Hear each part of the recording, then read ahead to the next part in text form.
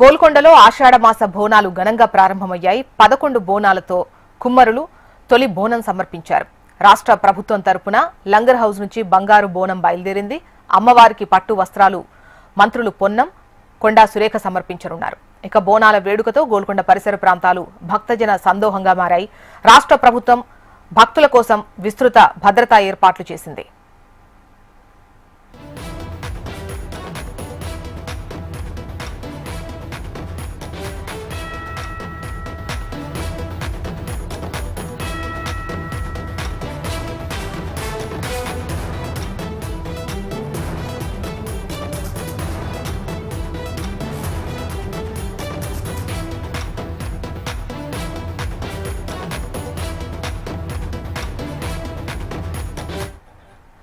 గోల్కొండలో ఆషాఢమాస బోనాలు ఘనంగా ప్రారంభమయ్యాయి. 11 బోనాలతో కుమ్మరులు తొలి బోనం సమర్పించారు.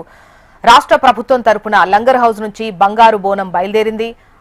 అమ్మవారికి మంత్రులు పొన్నం, కొండా సురేఖ పట్టు వస్త్రాలు సమర్పించనున్నారు. బోనాల వేడుకతో గోల్కొండ పరిసర ప్రాంతాలు భక్తజన సందోహంగా మారాయి.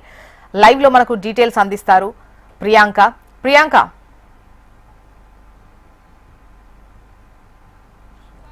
చూసిన గోల్కొండ కోటలో శ్రీ జగదాంబిక అమ్మవారి బోనాల జాతర ఎంతో ఘనంగా కొనసాగుతుంది. ఇప్పటి వరకు కూడా వందల మంది మహిళలైతే ఎంతో భక్తి శ్రద్ధలతో ఉదయం నుంచి ఇప్పటి వరకు కూడా బోనాలు అయితే సమర్పిస్తూ వస్తూనే ఉన్నారు. మనం ఇక్కడ విజువల్ లో చూసుకోవచ్చు. కుంకుమ పసుపుతో అలంకరించి వేపరిదలతో అలంకరించిన బోనాలు అయితే మనకు ఇక్కడ కనువిందు చేస్తున్నారని కూడా చెప్పొచ్చు. పెద్ద ఎత్తున మహిళలంతా కూడా ఉదయం నుంచి ఎంతో నిష్ఠగా భక్తితో అమ్మవారికి అయితే బోనాలను అయితే సమర్పిస్తున్నారు.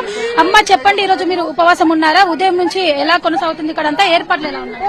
పొద్దుటి నుంచి మేము ఉపవాసం ఉండి బోనాల పండుగ ఏర్పాట్లు అనేది జరుపుతామండి. కుమ్మరోళ్ళ దగ్గర కుండను తీసుకొస్తాము, గౌన్లోళ్ళ దగ్గర కళ్ళును తీసుకొస్తాము, మేకపోటేలు, పోతరాజులు, డప్పులు.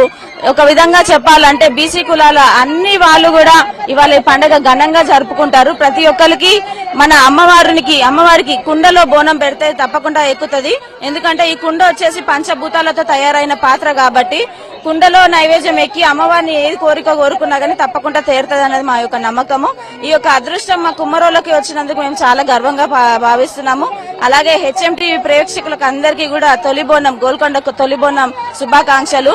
కొండా సురేఖ ఎండోమెంట్ మినిస్టర్ అయినా గానీ మన రేవంత్ రెడ్డి సీఎం గారికి కూడా, మన బీసీ మినిస్టర్ పొన్నం ప్రభాకర్ అన్న గారికి, యావత్ తెలంగాణ ప్రజలందరికీ కూడా తెలంగాణ రాష్ట్రంలో జరుపుకుంటున్న ఈ తొలి బోనం శుభాకాంక్షలు తెలియజేస్తూ నమస్కరించుకుంటున్నాను.